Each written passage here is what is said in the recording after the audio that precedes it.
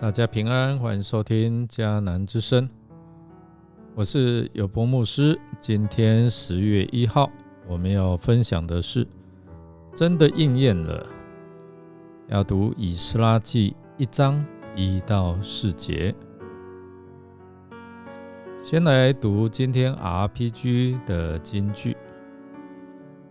波斯皇帝塞鲁士登基的第1年，上主为要实现他借耶利米先知所说的预言，激动塞鲁士下了一道诏令，用文字记下，传送到帝国的每一个角落。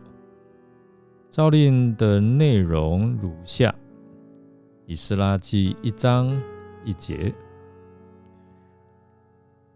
今天的经文说到有关预言这件事。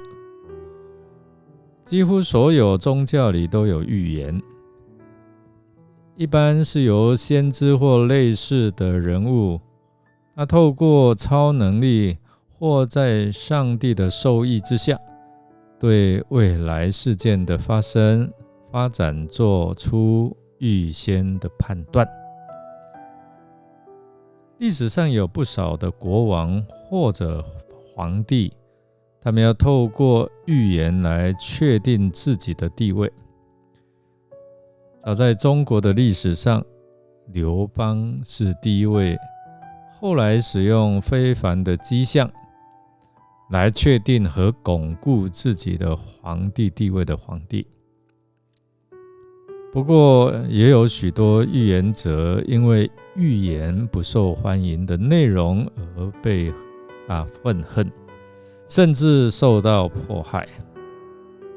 在过去，一些不利于台湾的预言也开始在各宗教里出现，而以基督教尤为明显。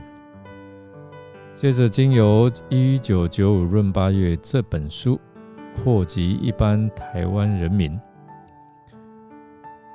当时的李登辉总统发表2国论之后，中国就朝台湾试射导弹，所以教会界也正流行着1995中共要学习台湾的预言。有人相信，有人不信。当时有位从洛杉矶来的基督徒于义荣弟兄，他就到各教会传讲个人的预言。1995闰8月，上帝要透过中共审判台湾，中共借着军事学习一统台湾，而台湾将成为火海。可是上帝已经为台湾信徒预备一个华人复兴基地，就在贝里斯，所以要快快移民过去。当时真的有不少基督徒相信，于是有钱的就变卖一切举家移民，没钱的就躲进山里，以躲避飞弹的攻击。更有多对的夫妻因为这荒谬预言而闹离婚。总之从家庭、教会到社会、国家，为了闰8月预言，几乎天下大乱。如今20多年过去了，事后于义荣曾为自己来辩驳说，如果牧者把教会牧养得好，信徒对真理清楚，怎么会摇摆不定呢？弟兄姐妹，我们看到错误的预言真是害人不浅所以呢，我们必须要对真理有正确的认识，才不会被假先知误导。在当时的圣经世界，在200年前，上帝借着先知以赛亚预言今天我们所看的这一段的经文。上帝他所拣选的器皿要返回耶路撒冷来建造圣殿。自从上帝借着先知以赛亚预言塞鲁士王的事情。犹大国又经过了100年，这国的结局要到了。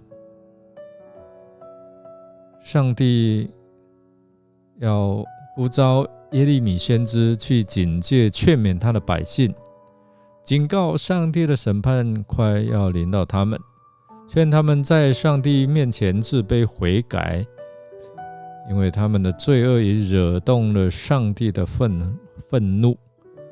上帝的话临到耶利米说，这全地必然荒凉，令人惊骇。这些国民要服侍巴比伦王70年，70年满了以后，我必刑罚巴比伦王和那国民。这是耶和华说的。哇，这段经文是记载在耶利米书的25章11到12节。在我们一起读以斯拉记信仰旅程的当中，我们可以透过回到圣经的现场，看见我们自己的渺小，也见证了上帝话语的真实性。就像是在文士以斯拉以圣经真理来重新塑造被掳归回的百姓之前，已经有先知以赛亚、耶利米陆续预言了以色列百姓未来的历史际遇。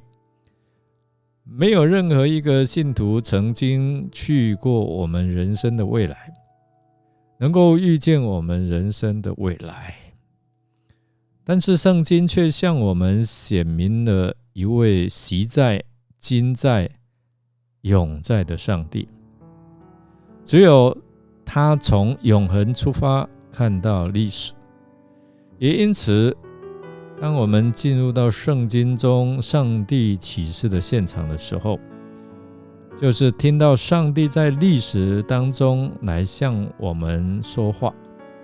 他如何激动波斯皇帝塞鲁士的心，而塞鲁士这位王原本不认识上帝，但他如何能够遵照上帝的旨意，按着上帝所定的时候释放他的百姓自由回归呢？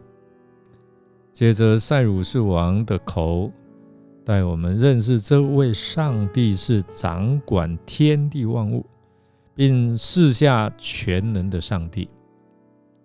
因此呢，他顺服了遵守上帝的命令，也为上帝来筹建圣殿，又嘱咐在犹大耶路撒冷为他来建造圣殿。今天的经文引导我们，不只是跟着以斯拉重返耶路撒冷，也是在我们的日常生活当中见到上帝的同行。所以弟兄姐妹，我们清楚看见上帝超越万国列邦的主权，也让先知所预言有关上帝的应许，透过塞鲁士王的口来见证及应验了。我们需要有这样的信心眼光来阅读周遭的世界。我们所相信的上帝才是掌管世界的掌权者。目前这个价值扭曲的世界掌权者，都只是时间中会消失的人罢了。所以当我们愿意信靠与顺服圣灵的感动的时候，他也必带领及实现我们未来的命定。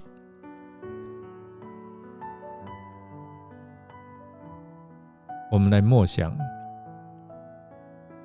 昔日上帝借着先知、君王和百姓成就他的应许，在现在他又会如何使用你来成就他的应许呢？让我们一起来祷告。信实的天父上帝，你的应许在基督耶稣里都是实在的。